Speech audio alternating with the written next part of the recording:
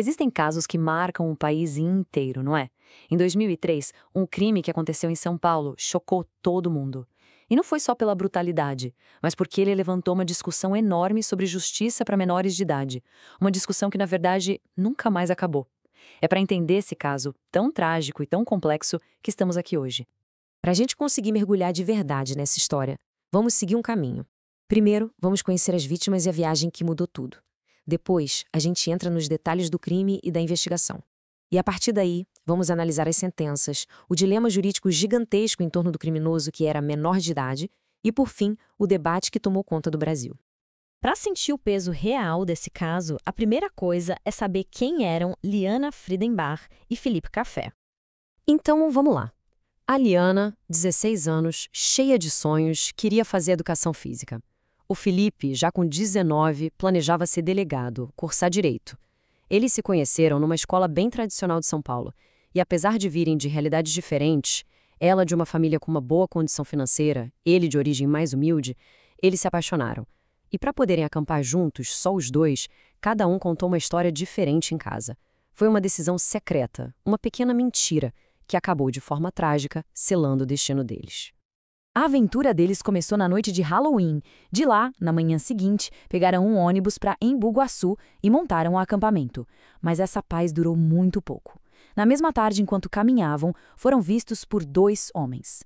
E no finalzinho do dia, a barraca deles foi rasgada. O que era para ser um fim de semana romântico virou um sequestro aterrorizante, a faca. E agora, o que aconteceu na semana seguinte, ali naquela mata de Embu-Guaçu, foi uma sequência de atos tão brutais que deixaria o país inteiro em estado de choque. E quem eram os sequestradores? De um lado, Paulo César, de 32 anos. Do outro, um adolescente de 16 anos, Roberto Aparecido, mais conhecido como Champinha. E o fato de o líder do grupo ser um menor de idade, bom, isso se tornaria o epicentro de uma verdadeira tempestade judicial e social. O casal foi arrastado para um barraco e lá, Liana passou por dias de um pesadelo indescritível.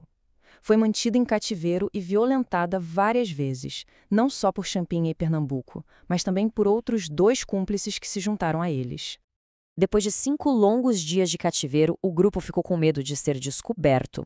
E a decisão foi terrível: eliminar as testemunhas.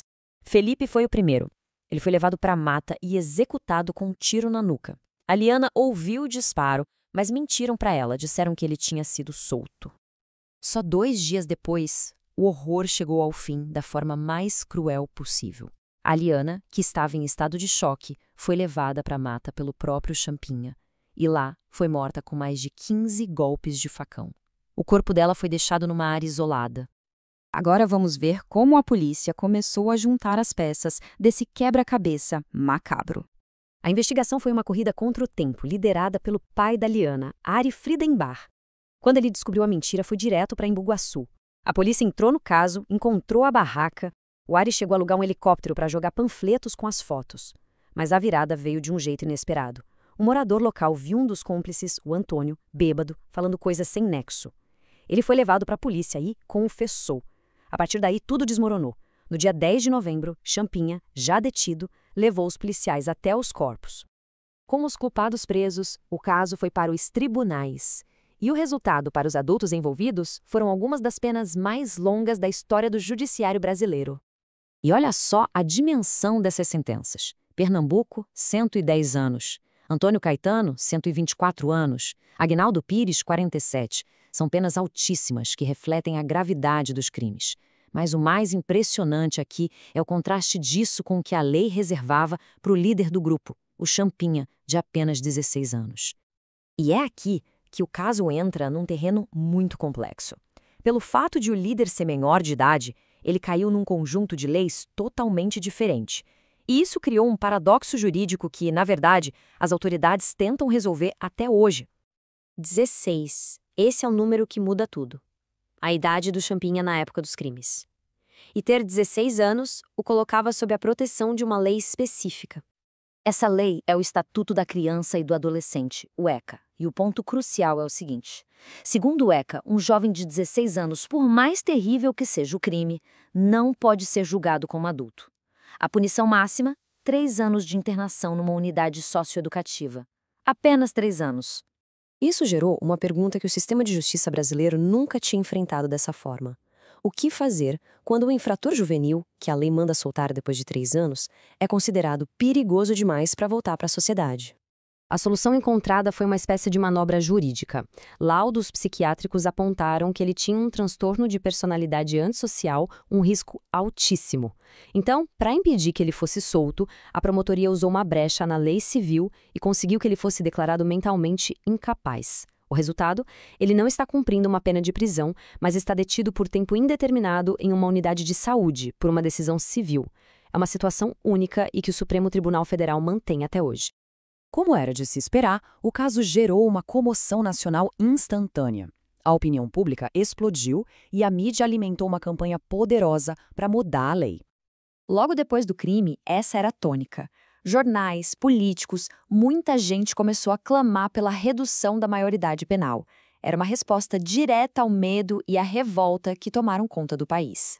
Mas, de forma surpreendente, mais de uma década depois, a pessoa mais afetada por tudo isso, o pai da Liana, mudou de perspectiva. Ele passou a argumentar que simplesmente prender mais cedo não era a solução, que a ressocialização deveria ser o foco. E o argumento dele se apoiava em dados como estes. A taxa de reincidência na Fundação Casa, o sistema para jovens, era de 15%. Já no sistema prisional adulto, esse número saltava para absurdos 70%. Ou seja, o sistema juvenil, mesmo com todos os seus problemas, parecia ser muito mais eficaz em evitar que o jovem voltasse a cometer crimes. No fim, esse caso nos deixa uma pergunta muito profunda e sem resposta fácil. Como uma sociedade encontra o equilíbrio? Como fazer justiça para as vítimas, para a dor de suas famílias, sem fechar completamente as portas para a reabilitação de um jovem infrator? Esse é um debate que coloca frente a frente o desejo de punição e a esperança de recuperação. Uma discussão que o Brasil e o mundo ainda não conseguiram resolver.